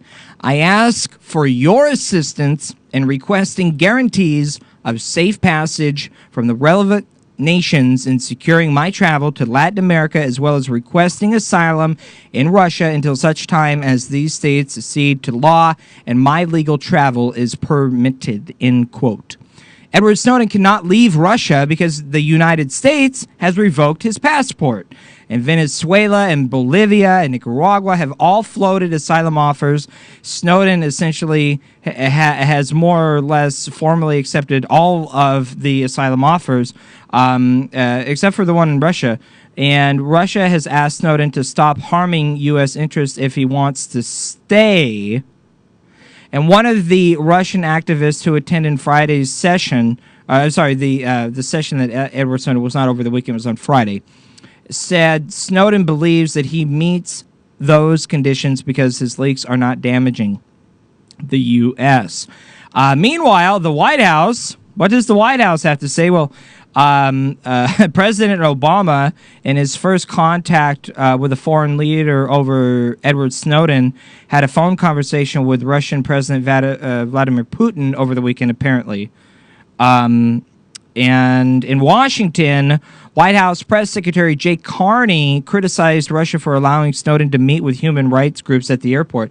This is what paid liar White House Press Secretary Jay Carney said, quote, "I would simply say that providing a propaganda platform for Mr. Snowden runs counter to the Russian government's previous declarations of Russia's neutrality and that they have no control over his presence in the airport," end quote. Of course, some people would say, well, Jacob, why are you providing a propaganda platform on your program for the paid liar from the White House, which runs counter to what you normally do on your program? I said, yeah, you're right. My bad. I shouldn't have done that. That's why we shut out the poison on this program. You don't hear us ever playing clips of the poison, well, occasionally, but we try not to. You know what I'm saying? So that's why it was so painful to go over that Joe Biden letter, dude. Like that was just killing me. It's all lies. Let's move on. I had a bone in that fight, as Adam said the other. Anyways, I had a bone in that fight. A dog in that bone. Yeah, something like that, right? So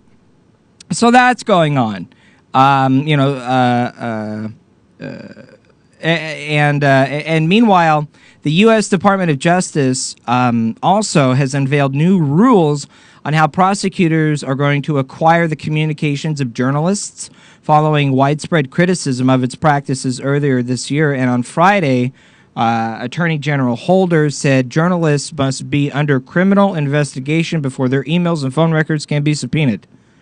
Media outlets would also have to be notified of investigations targeting their reporters unless the Attorney General deems that such disclosures would harm the criminal probe involved. Blah, blah, blah, blah, blah, blah, blah. Talkity talk, talk, talk. It's just, big whoop. Where I lost my other freaking news article because I just had... I'm sorry. My apologies. Talking about the grandmother? The grandmother. The 100-year-old grandmother? I don't know what you're talking about. No. Okay, sorry. We had a little brain fart there. Here's the article that I wanted to get to. Basically, this was from Common Dreams. Common Dreams published this on Friday following that conference that Edward Snowden held, and basically was calling out for justice and support. And Snowden says, quote, "I did the right thing," and I believe that Edward Snowden did the right thing as well. And that's what he said during this meeting Friday at the airport in Moscow, where he sat down with these representatives from the international human rights groups to explain his case, ask for support. He says, "I did what I believed right and began a campaign to correct this wrongdoing. I took what I knew to the public, so what affects all of us can be discussed by all of us in the light of day, and I asked the world for justice," end quote. I mean, that is like one of the best quotes I've ever heard. That's amazing. And then another quote from the meeting, quote, "I did not seek to enrich myself," which I already mentioned. I read that one. I totally jacked my prep on this for like 2 seconds, so my apologies there while I reorganized myself. The moral decision to tell the public about spying that affects all of us has really been costly, he went on, but he has no regrets. Amen, brother. Courage is contagious. I know right now somebody somewhere is aware of what's going on, saying, "Yep, they're currently a prisoner of their own consciousness, and they're having trouble sleeping at night. They're tossing and turning, maybe even waking up in cold sweats, saying, I can't go on anymore. I have to disclose the corruption I have witnessed." But they know, of course, they being the ones who are participating in the corruption, participating in the violation of your and I constitutional rights, violating our privacy, ultimately eradicating privacy worldwide, globally, as we know it.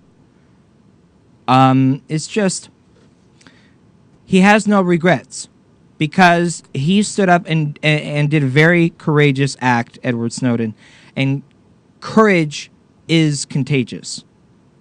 And, we did a program a while back about the 6 stages of whistleblowing, the 12 essential survival tips of whistleblowers. You can go to filterfreeradio.com and look at all of our video archives for free.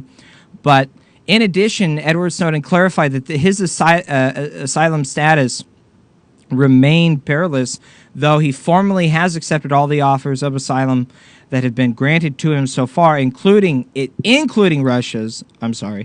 Snowden said that until he can travel without fear, the U.S. will attempt to capture him. His rights are being unlawfully abridged. Quote, "As we have seen..." They're going to kill him. Right.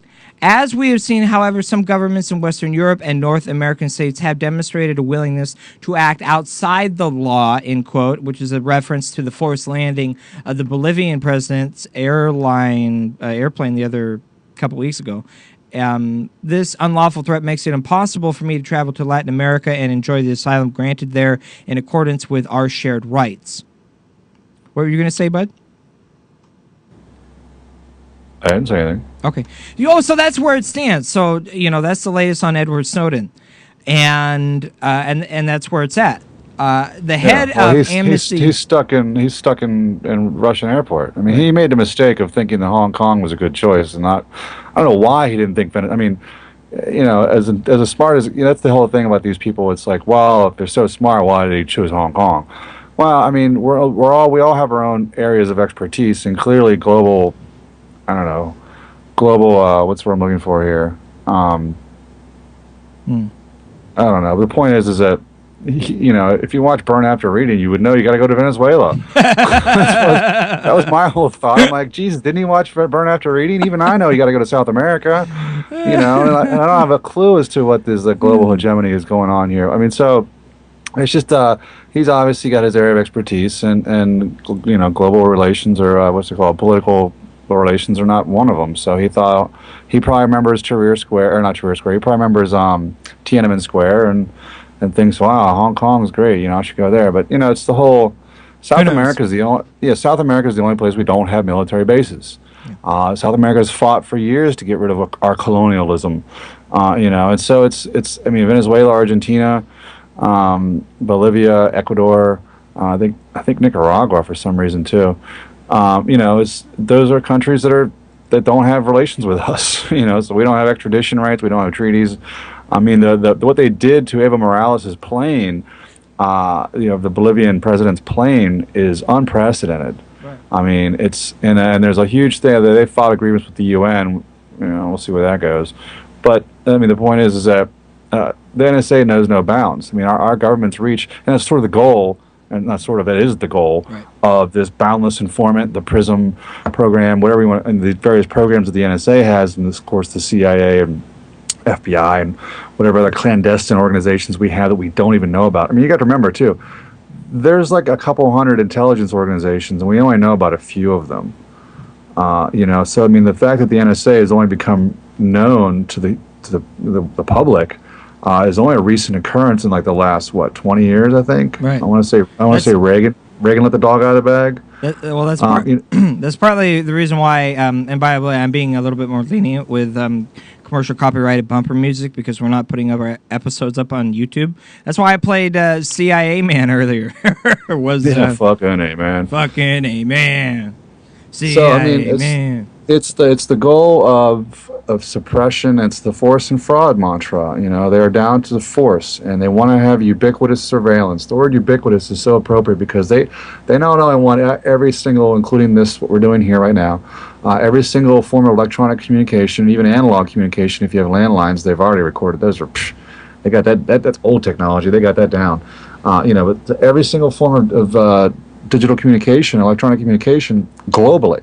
Right. Not just domestically, globally. And that's what the slow trickle of news releases that Glenn Greenwald's doing is basically country by country saying, oh, here, Germany, here's what they're doing to you.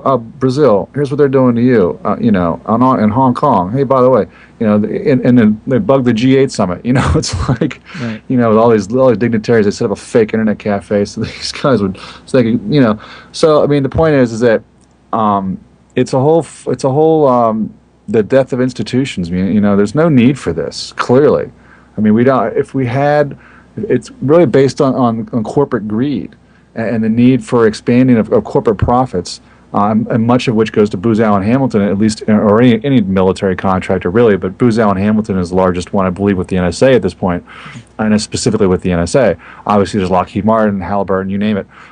It's money. These guys are making money hand over fist while what? We have no jobs, we have no health care, education system's going to shit. Yep. I mean, it's and the media's dead, arts are dead. I mean, Christ, Disney does Broadway plays now. What does that tell you about our arts and entertainment? I mean, it's pathetic, right? And so, I mean, it tells me that any arts or any content that's unable to gather and attract sponsorship or advertising will be rendered invisible. You're commodifying everything. There's an intrinsic value to the arts, and there's a subversive value to it as well. That's what makes Family Guy so funny, and it's what makes The Daily Show and so entertaining. It's subversive, and of course they're making money, so Comedy Central can overlook the fact that they're being subversive, and they're obviously not biting the hand that feeds them necessarily with Comedy Central. But I mean, the point is that the surveillance state and all these other things we see set up on a day-to-day basis are just emblematic of the death of our institutions.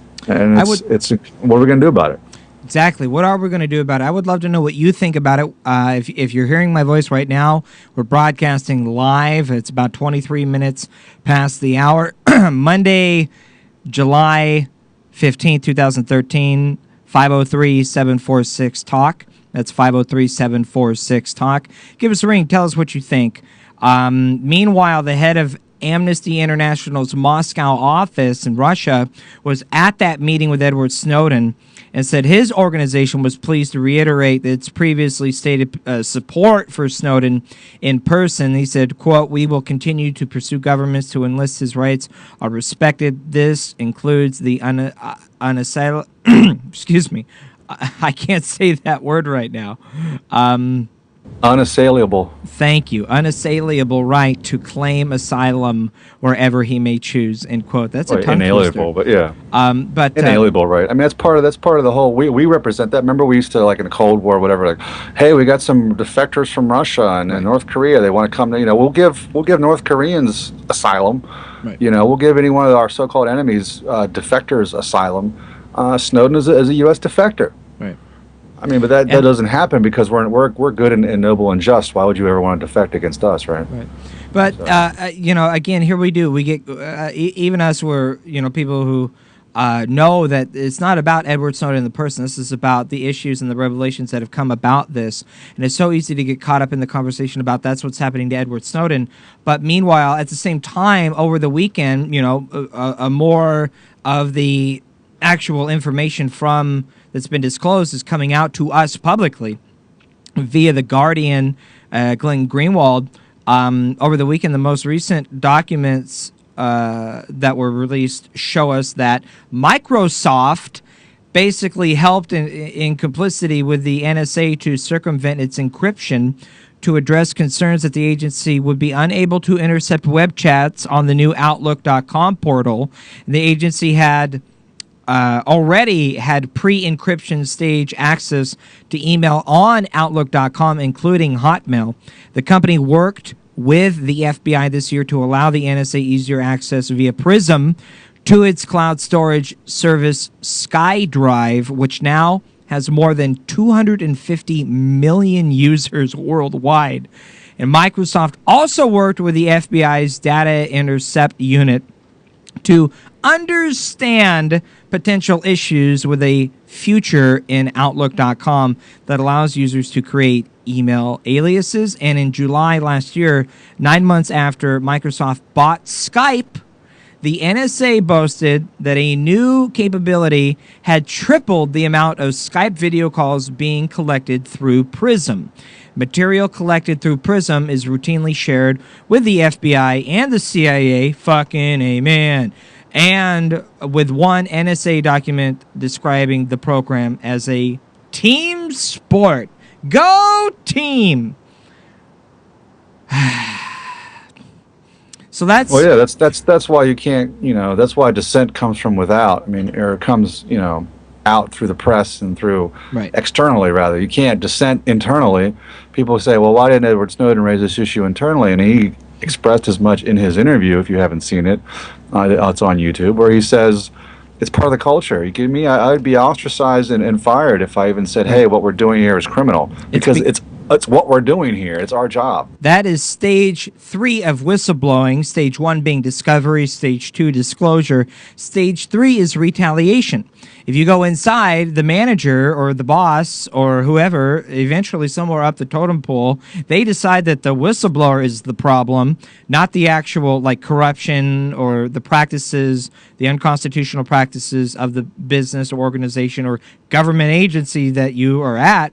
But no, the whistleblower is the problem. The manager decides, the boss decides. So they get fired, they get demoted, they get scolded, they get smeared, or any other unjustifiable treatment. Chased around the frickin' world.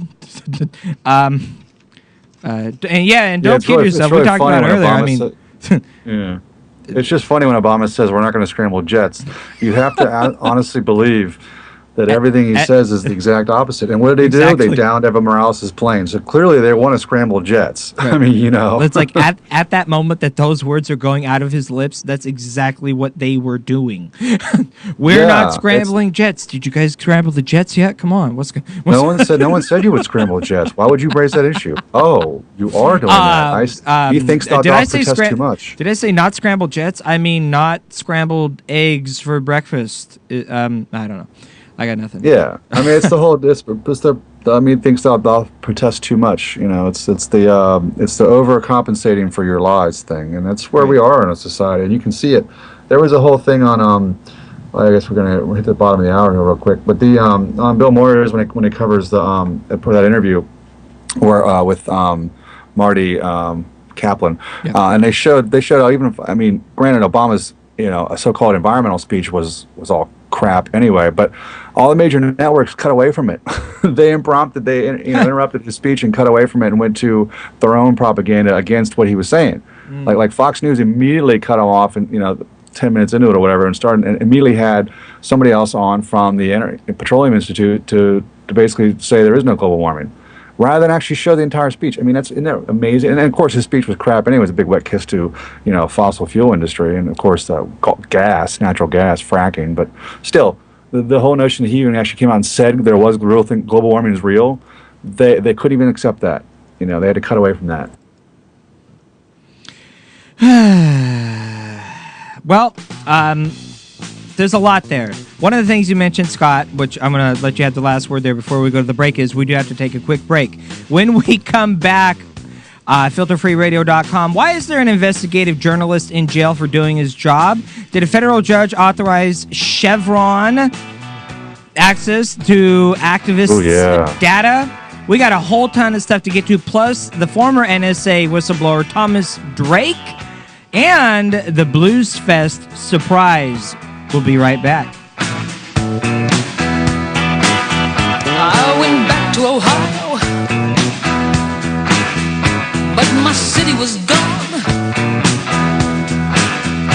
There was no train station, there was no downtown. South Tower had disappeared. All my favorite places, my city had been pulled down, reduced to parking spaces. Hey, oh, where to go, Ohio? We need a movement of truth tellers. The kind of progressive grassroots movement. A social movement that they can engage in that's not the politics of hatred, that's not the politics of fear, but the politics of hope. Filter Free Radio with Jacob Dean and Skeptical Scott. There's two ways to approach history. You sit in your armchair and you watch it on the news and you return to your PlayStation, or you get out in the streets and you make it. They can push the rest of us to wake up and do something about this. People need to rise up and say, I'm sick of this. Filter Free Radio with Jacob Dean and Skeptical Scott. Seeing themselves as a huge movement to transform the nation. The change that we want comes from below. It comes from a movement. The American people can and will find ways to push for the kinds of changes that can get us out of this dilemma. I want to see that change, and it's going to take people here in this country to be able to make that happen. Filter Free Radio. FilterFreeRadio.com. Well, these 6 women have been climbing since 4 o'clock this morning. 6 Greenpeace activists scale Shell tower to protest Arctic drilling. When we make a decision, it has ripple effects that reach far beyond both of our borders. U.S. and China agree to cut emissions. Air pollution even more deadly than thought.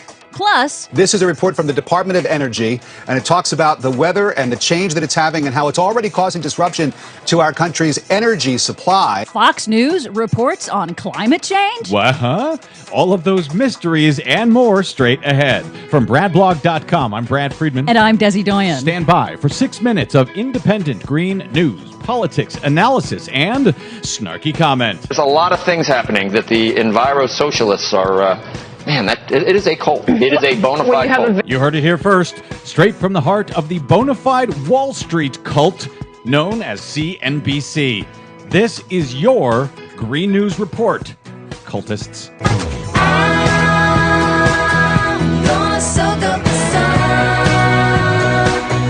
Okay, Desi Doyen, a lot of actually kind of fun stories today for a change, it seems. Yeah, for once. Except for that John Kerry part, but we'll get to that in a minute.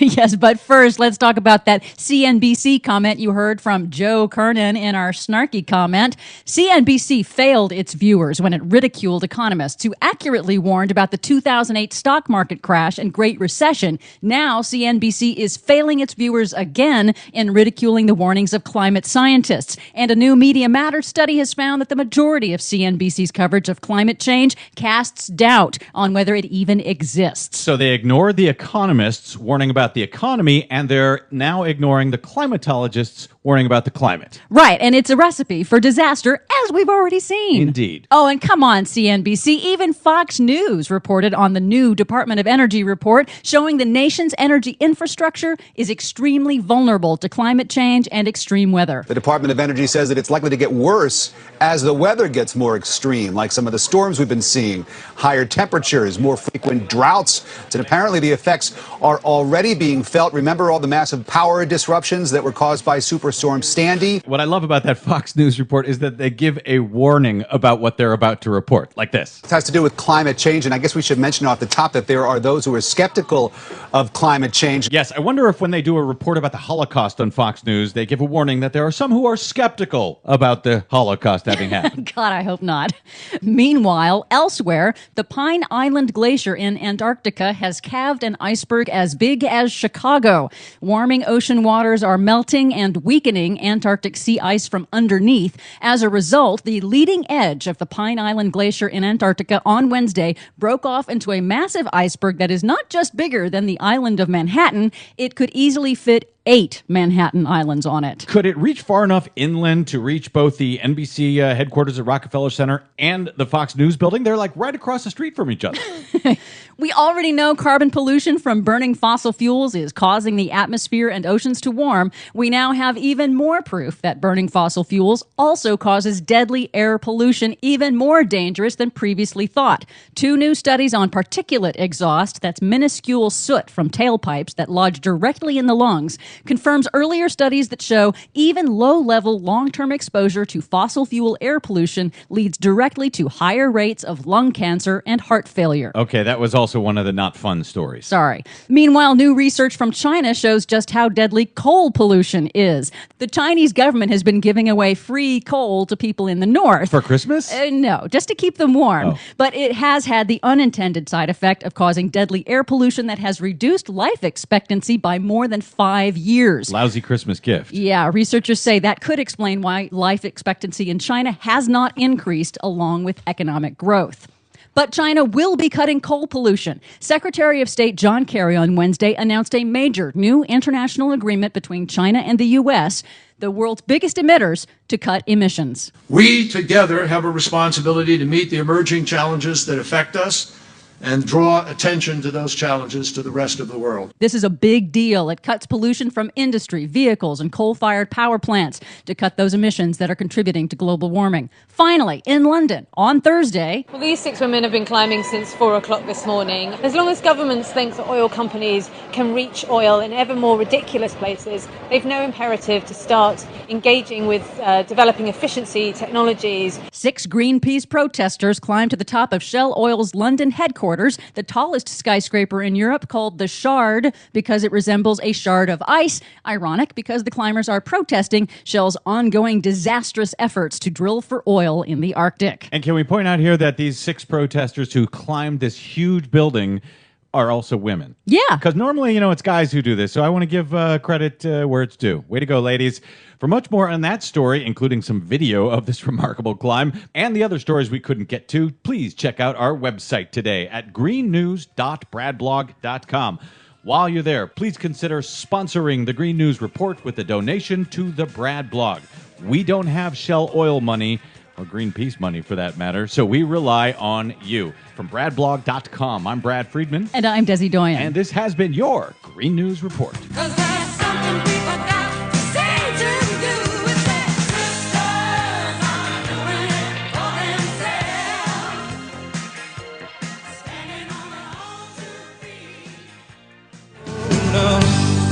talking about a revolution.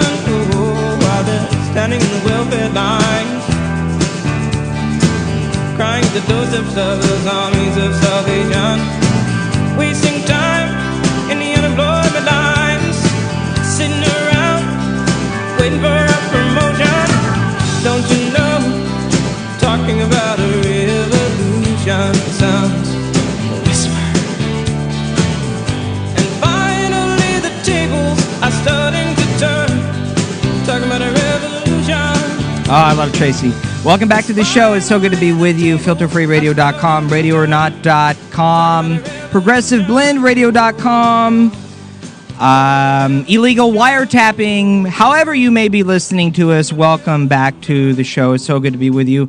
Mr. Skeptical Scott and I, rapid fire segment, okay? Tons of stuff to get to, so let's just do it, all right? This news story comes to us via Amy Goodman, Democracy Now!, democracynow.org. Why is an investigative journalist in jail for doing his job? Of course, we just spent a bit talking about Edward Snowden, and journalist Barrett Brown is the guy I want to tell you about.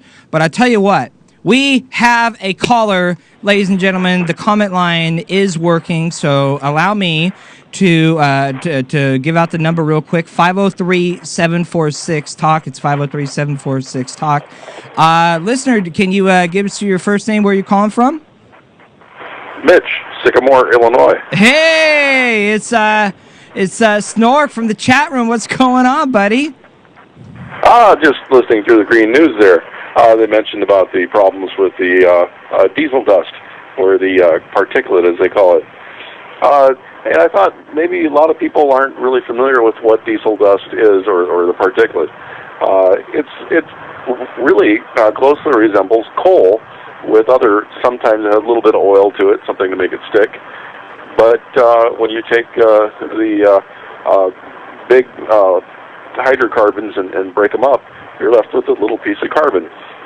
Not carbon dioxide or whatever, but actually the little black thing that you see is carbon. And it is basically coal. Uh-huh. Microscopic coal almost. Right. Not exactly, the chemists would argue with me, but so you're there, you have your preview of what's going to happen with the coal coming through your valley. Yeah, right.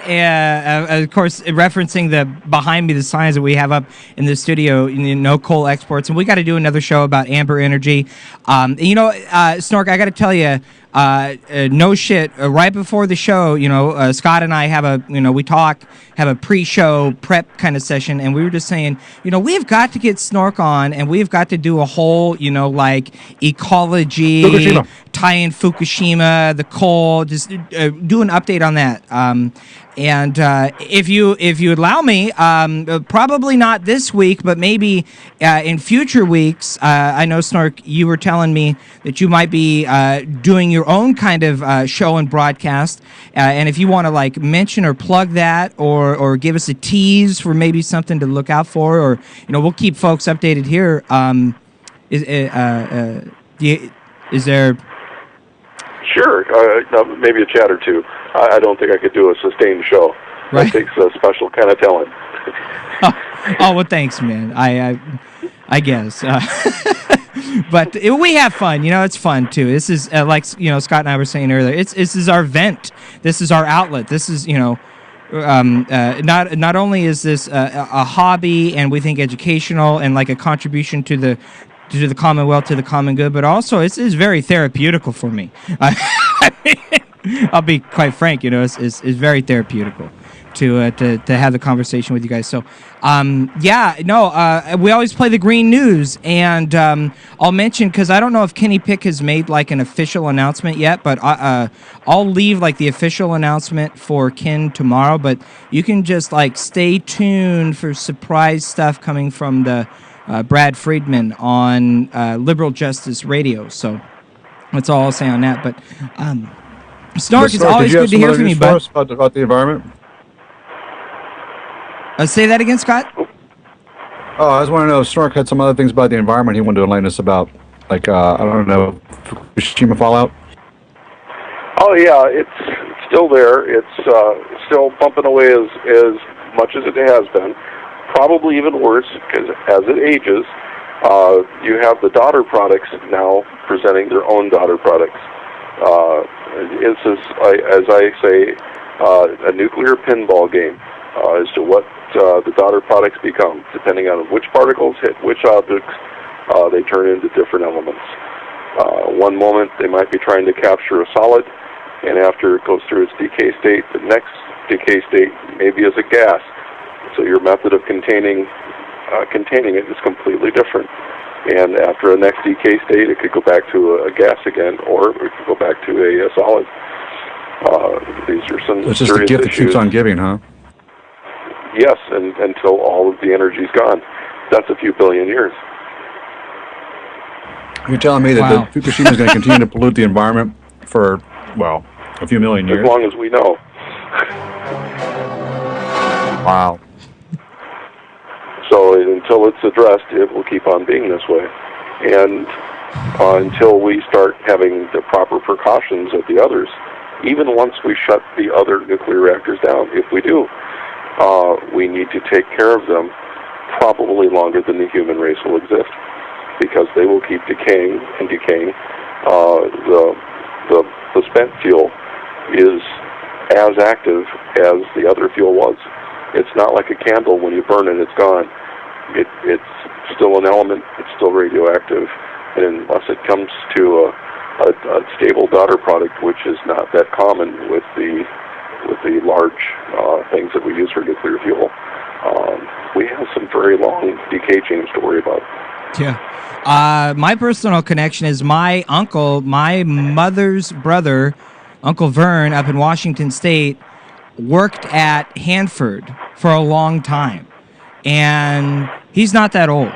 And he's in a physical state of deterioration that it's hard for me to talk about because of the close relation I have to the connection. But he's not doing good at all. And so, it's not just to the environment, but to the people as well. So, we all got a stake in the game, It's like Noam Chomsky said, if environmental catastrophe doesn't kill us, then the nuclear war will.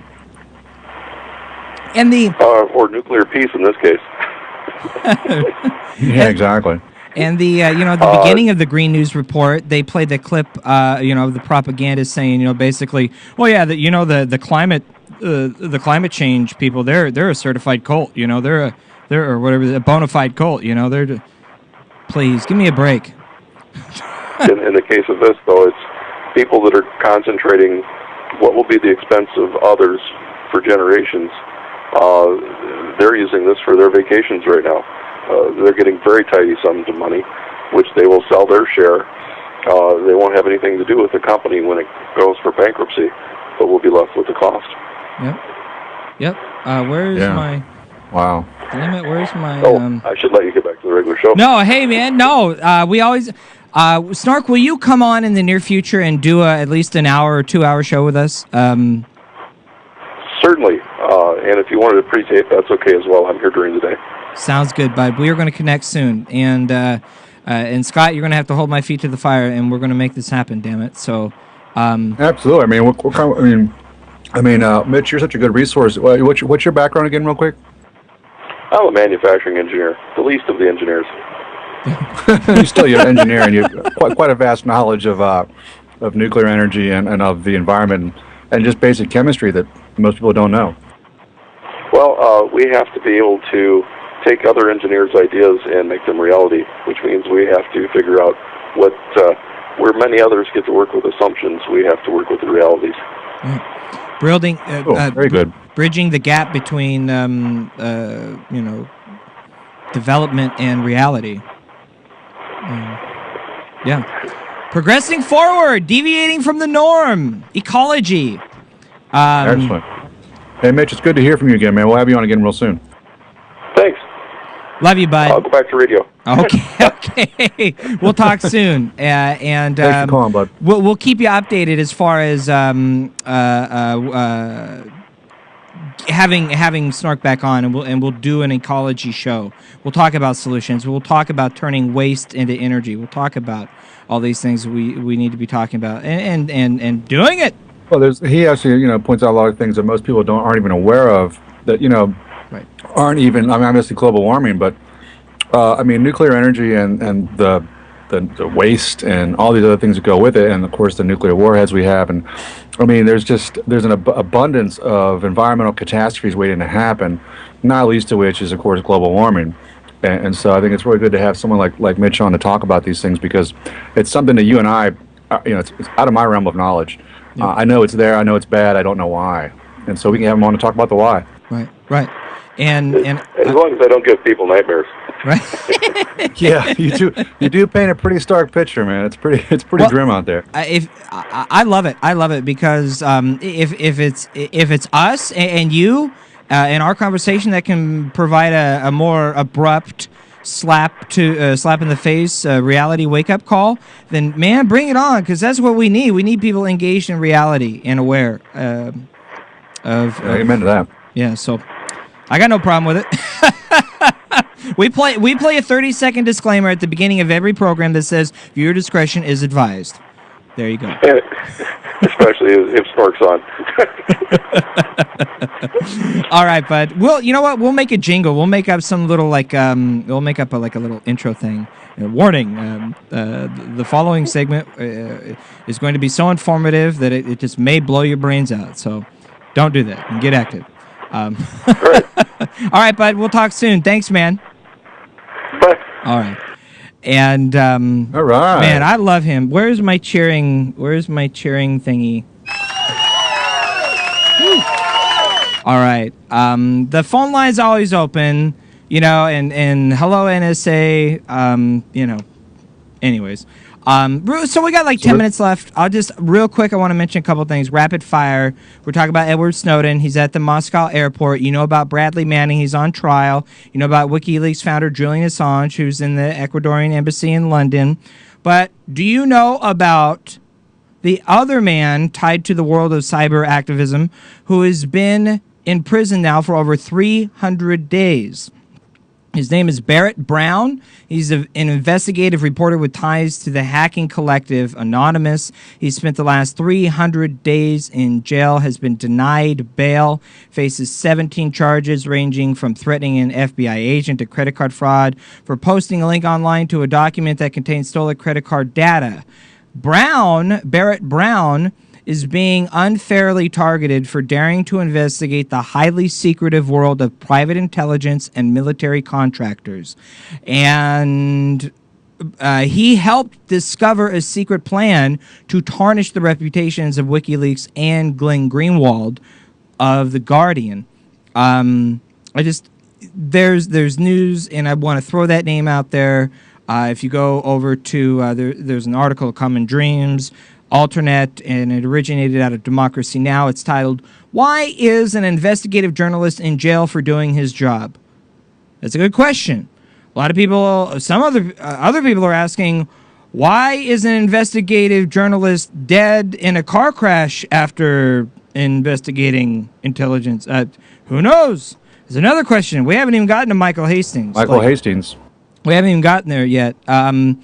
The Pentagon is claiming that the number of hunger strikers at Guantanamo Bay is on the decline, maybe down to as low as 81. Because force feeding is far worse than starving. And basically, The Guardian is reporting that the Pentagon estimates on the numbers is taking advantage of a brief pause in the hunger strike with the holy month of Ramadan. And so, there you go. 2 people are dead from U.S. drone strikes in Pakistan. Ain't got time to get into that. There's other news. We talked about, the abortion in Texas. Ain't got time to get into that. It's unfortunate. And this is really scary, this news about the federal judge that authorized Chevron's sweeping subpoena of activist internet data. It's not just the NSA, and of all places comes to us from thinkprogress.org. It's not just the NSA that's collecting massive amounts of personal data with judicial approval, but in a ruling publicized by Earth Rights International, a federal judge in New York approved a subpoena by Chevron, that Chevron, to obtain any documents Microsoft has related to the identity of 30 anonymous individuals allegedly of interest in the litigation, including every IP address over a period of 9 years. This case involves a $18 billion judgment against Chevron in an Ecuador court for massive environmental contamination from oil drilling. Hey, we can talk about that when Snork in a couple weeks. The Ecuadorian court found that Chevron had dumped toxic waste into the Amazon waterways used by indigenous groups in the area for drinking water. Oh, that's terrific. And caused massive harm to the rainforest. Meanwhile, Chevron responds by filing a lawsuit in U.S. court alleging that the plaintiffs engaged in a conspiracy to defraud the company. Really? Did you catch that? It's amazing that they can do that. I mean, it's like they're fishing is what they're doing. They're literally they're violating people's right to privacy, in the hopes that they can find something against them after they've already lost and owe $18 million. So to summarize, if Microsoft still has and were to produce the requested information, Chevron would learn the IP address associated with every login for every account over a 9-year period. Chevron could identify the countries, the states, or even the cities where the users logged into accounts. Perhaps in some instances could determine the actual building addresses. Chevron would not learn who logged into the accounts. That is to say that Chevron would know who created or purported to create the email accounts, but would not know if there was a single user or multiple users for each account. Nevertheless, here's the point. The subpoenaed information might allow Chevron to infer the moments of the users over the relevant period at a high level of generality and might permit Chevron to make inferences about some of the users' professional and personal relationships. It goes on and on and on and on. I don't have. They want to create. Their goal is to create a conspiracy, to link all these people together and say this is a conspiracy against us. Right. Well, you're conspiring to defraud these people, and exactly what you're doing. You're literally fishing for a conspiracy, which is you conspiring to, basically criminalize these people. Or I don't even know if it's criminal or if it's civil. In any case, they've already lost. Chevron's lost, and what they're doing is they're even if they lose what they're doing right now, they're setting a precedent. They're saying, you know what, you fuck with us, we're going to come after you 10 times, and that's real. It's all greaseball shit, man. It's real old mafia stuff. You know, if you ever saw any of those old crime movies, one guy gets whacked, well then they come by and whack the entire group. It's retaliation, and so it's. I love any time you go to. Analogies with the mob. I love that for some reason. That's very funny. It's so apropos, man. It's frightening. I mean, we have a criminal enterprise in our midst, and it's not just any one corporation. It's all of them. Right. I mean, when they're defrauding. I mean, when, for example, years ago when Verizon willfully misbilled people, and you still get this these days with your cable bill and things like that. They'll misbill you, and they do it willfully. And unless you call and say, "Hey, this is wrong," they won't take it off. And they know that enough people won't call and have it taken off. And it's theft. It's robbery. It's the same thing with payday loans. I mean, the list is long of these usury, these vultures, these they're just leeches sucking on the carbuncle of society. So it's just really bad, man. It's really bad. But I mean, that's the whole thing of being aware of it, and then thinking about what you're going to do about it. I mean, it's one thing to just be blissfully ignorant and say it's so overwhelming I can't do anything about it. I'm apolitical. I don't care. Well, maybe I'm apolitical. I don't buy any of that politics bullshit, right? I mean, I'm all about civics. I'm all about being civically active, civically minded, knowing the Constitution. It's like Glenn Greenwald said, the Constitution only exists if you know what it says. If the police are knocking down your door and they say, "Can we come in?" You go, "Sure." Then you're fucked. Yep. You have to say, "No, you're violating my constitutional rights unless you have a warrant." In which case they go, "Oh, okay, we'll go away and get a warrant." But the first thing they do is try and come in anyway. Sure. Yep. And because you gave them permission because you didn't fucking know any better. Yep. And that's just one small example, and there's a list of them. I mean, so this whole Chevron thing is just a debacle. And I think the thing from we heard on the Real News Network from the whistleblower Thomas Drake. I mean, when he said, do you have that clip right at the end where he said, "I never thought it'd be my own government"? What I didn't imagine is that I took that oath to support and defend the Constitution against all enemies, foreign and domestic. Didn't realize that the primary enemy that ultimately faced was domestic, and that would be my own government. His employer. I mean, you know, he did. He raised the thing up the chain of command, and they arrested him. And when they didn't, you know, it's remarkable. And it's the fraud, and we have to expose the fraud, and we have to really hope that the UN and other foreign bodies will come to our aid. I mean, isn't that frightening that we're going to need allies, because obviously our own government is against us. I mean, you know, that's Howard Zinn said, it's a real hard thing to imagine that your own government, it's a hard concept to grasp, that your own government doesn't give a shit about you. Yeah. I don't have time to play any clips from it because we're just flat out of time at this point. Oh, no, I know, yeah. But I wanted to play the pothole Robin Hood. When you get a second later on, just YouTube pothole Robin Hood, and we'll have to play that, and we'll have to play the rest of the Thomas Drake next time when, and hopefully we'll speak with Snork. So we'll get that going as well. We're just flat out of time at the moment. So I just want to thank, a big thanks to you, man, Skeptical Scott man, brother from another mother, for being the super duper awesome ass producer co-host and kick ass all around good guy. You the man. And big shout out to Snork. You the man. And, shout out to anyone who calls the comment line. Big shout out to Gus, who wrote us on the Facebook. We want to hear from you. 503-746-TALK. Email Jacob at filterfreeradio.com. Skeptical at filterfreeradio.com. Give us a shout. We'd love to hear from you. Big thanks to Nicole Sandler of RadioOrNot.com for syndicating the program. Big thanks to DJ Downtown at ProgressiveBlendRadio.com for syndicating the program. Big thanks to the one, the only Kenny Pick of Turn Up the Night and Liberal Justice Radio for syndicating the program live for the first time on TuneIn. Yep, it's 6 o'clock on the dot, 9 o'clock East Coast time. We are live. The show is over, but don't go anywhere. Don't forget iTunes podcast, because I got a big surprise for you next. So hang around. FilterFreeRadio.com, 100% free video archives. Subscribe to the podcast on iTunes for free, commercial free. Peace, love. Be the change. Get active. Make the difference. We'll see you soon. Filter Free Radio. There's a time when the operation of the machine becomes so odious, makes you so sick at heart that you can't take part. You can't even passively take part. And you've got to put your bodies upon the gears and upon the wheels, upon the levers, upon all the apparatus, and you've got to make it stop. So give me something to believe,